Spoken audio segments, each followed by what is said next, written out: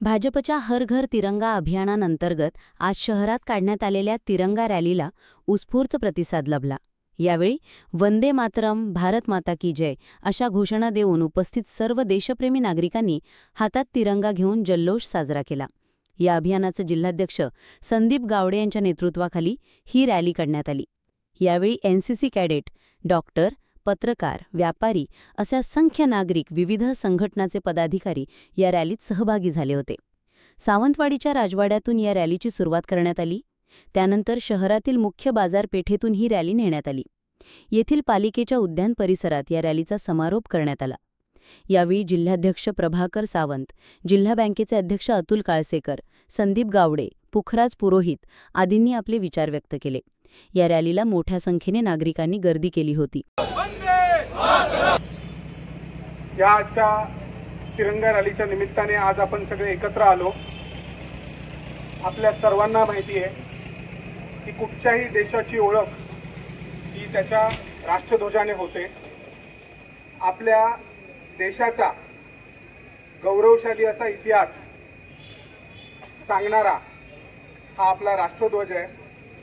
भलेही आपण शरीराने वेगळे असू, पण मनाने आपल्याला सर्वांना एकत्र आणणारा असा हा राष्ट्रध्वज आहे।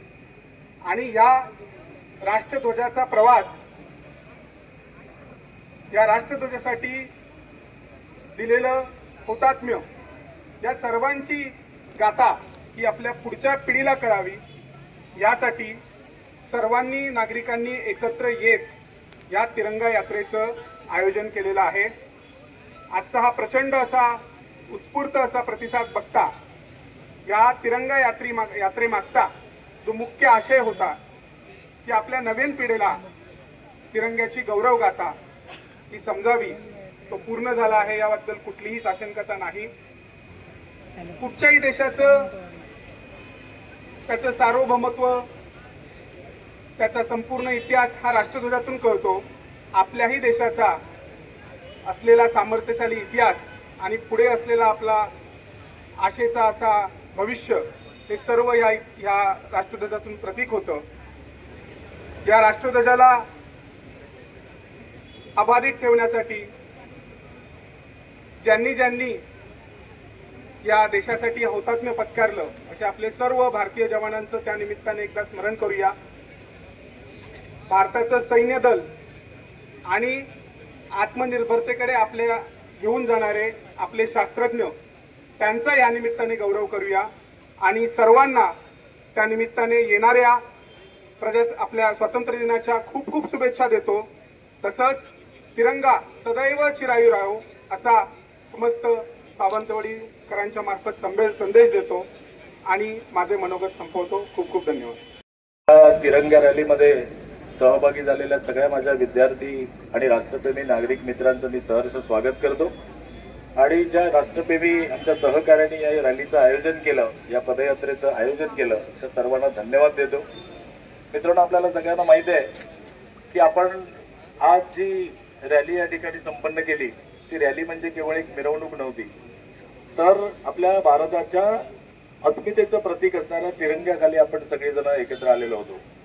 आणि हा तिरंगा, जसं पुखराजजी म्हणाले, तसं कुठल्याही एका कापडाचा तुकडा आहे इतक्यापुरता मर्यादित नाही, तर या तिरंग्याने भारतीयांचं बलिदान बघितलेलं आहे, भारतीयांचं राष्ट्रप्रेम बघितलेलं आहे, भारतातली एकता बघितलेली आहे, बंधुभाव बघितलेला आहे। आणि या सगळ्याचा जिवंत साक्षीदार असलेला हा तिरंगा, आणि आपण सगळेजण एक विचाराने, एक दिलाने या सगळ्या यात्रेमध्ये, तिरंगा रॅलीमध्ये आपण सगळेजण समाविष्ट झालो।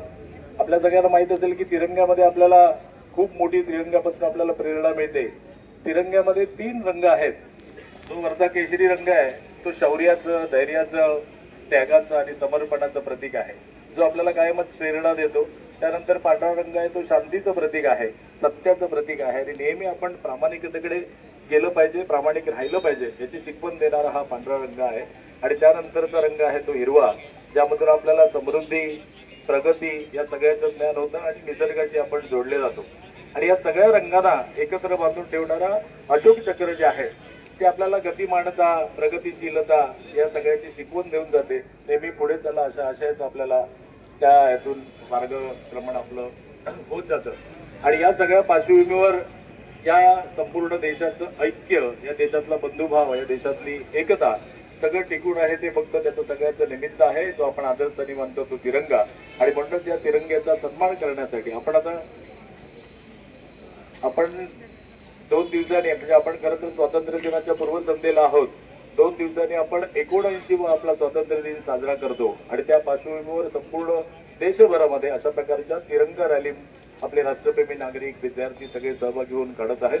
आज सावंतवाडीतली अशा प्रकारची रॅली ही संपन्न झाली, त्यासाठी मी सगळ्यांना धन्यवाद देतो.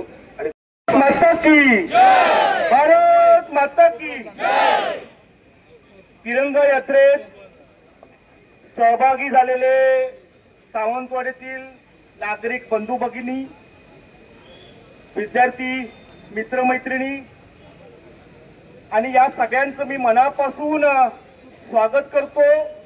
स्वातंत्र्य दिनाच्या पूर्वसंध्येला एवढ्या मोठ्या संख्येने तिरंगा यात्रा या मोती तलावाच्या समोर आपण केली, त्याबद्दल तुमचं मनापासून अभिनंदन. आपण सगळे विद्यार्थी आहात, त्यामुळे शाळेच्या पुस्तकात पहिलीपासून आपण एक प्रतिज्ञा आपण वाचतो की भारत माझा देश आहे, आम्ही सारे भारताचे नागरिक आहोत. मला असं वाटतं की ती प्रतिज्ञा वाचताना त्या प्रतिज्ञेप्रमाणे आपण खरोखर वागतो का, याचं आत्मचिंतन खरोखर आपल्या सगळ्या विद्यार्थी मित्रमैत्रिणींनी करायची गरज आहे. नुकतंच आपण सगळे युट्यूब मोठ्या प्रमाणात बघतो. युट्यूबवर एक रील चालू आहे. त्या रीलमध्ये बाबा आमटेंचा नातू हा जपानमध्ये गेलेला असतो आणि जपानमध्ये जात असताना तो तिकडच्या मेट्रोनी प्रवास करत असतो आणि मेट्रोनी प्रवास करताना एक समोरचा जपानी माणूस सुई दोरा घेऊन तो एक सीट शिवत असतो. आपल्या समोरची आपण ज्या सीटवर बसलोय ती सीट तो शिवत असतो. बाबा आमटेंच्या नातवाने त्याला विचारलं की बाबा रे तुम्ही काय करतात? तो बोलला मी या ट्रेननी रोज प्रवास करतो आणि माझ्या लक्षात आलं की मी ज्या सीट या ट्रेनमध्ये ही सीट जी आहे ही सीट फाटलेली आहे आणि ही माझ्या देशाची संपत्ती आहे, त्यामुळे मी येताना आज मी सुईवरा घेऊन आलो आहे आणि ती सीट शिवतोय.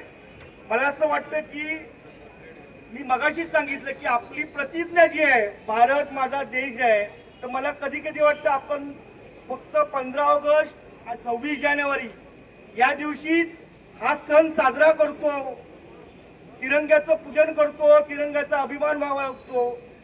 देशाचा अभिमान आणि तिरंगाचा सन्मान वर्षाचे 12 महिने करण्याचा हे आहे कार्यक्रम आहे आणि तो आपल्या कृतीत आपल्याला करायचा आहे. म्हणजे मला या निमित्ताने सर्व विद्यार्थी मित्रांना एकच विनंती आहे की जी प्रतिज्ञा आपण म्हणतो की भारत माझा देश आहे, आम्ही भारताचे नागरिक आहोत, तर ती प्रतिज्ञा वर्षाचे 12 महिने आपण आत्मसात करू अशा प्रकारचा संकल्प या यात्रेच्या निमित्ताने सगळ्या विद्यार्थी मित्रांनी करावा अशी माझी विनंती आहे. मला माहिती आहे आपल्या हातामध्ये जे बोर्ड आहेत त्याच्यामध्ये ऑपरेशन सिंदूरचं कौतुक करणारे बोर्ड आहेत आणि या ऑपरेशन सिंदूर ज्यामुळे शक्य झालं ते आपल्या सैन्य दलाबद्दल अभिमान व्यक्त करण्यासाठी आपण सगळे एवढ्या मोठ्या संख्येने या ठिकाणी उपस्थित आहात. मला असं वाटतं की हा देशाबद्दलचा अभिमान हा कायम आपल्या मनामध्ये राहिला पाहिजे. आज मला माहिती आहे की आज देशावर अनेक आर्थिक संकट येण्याची शक्यता आहे आणि अशा सगळ्या संकटामध्ये जे जपाननी केलं होतं, जपानने काय केलं होतं की त्यांनी स्वदेशीचा पुरस्कार केला होता. अमेरिकेने त्यांच्या अणुबॉम्ब टाकल्यानंतर सुद्धा कधीच अमेरिकेच्या कचाट्यात ते सापडले नाहीत. एकही वस्तू अमेरिकेची ते खरेदी करत नाही. अशा स्वाभिमानाने जपान जगला. मला असं वाटतं की पुढच्या कालखंडामध्ये आपल्याला सुद्धा अशाच आत्मसन्मानाने जगण्याची गरज आहे, स्वदेशीचा पुरस्कार करण्याची गरज आहे आणि मला असं वाटतं की अशा प्रकारची वागणूक आपण आपल्या वर्तणुकीतला सगळेजण कराल असं मी आव्हान करतो आणि तुम्हाला सगळ्यांना स्वातंत्र्य दिनाच्या शुभेच्छा देतो आणि माझं लांबलेलं भाषण संपवतो. धन्यवाद. जय हिंद, जय महाराष्ट्र.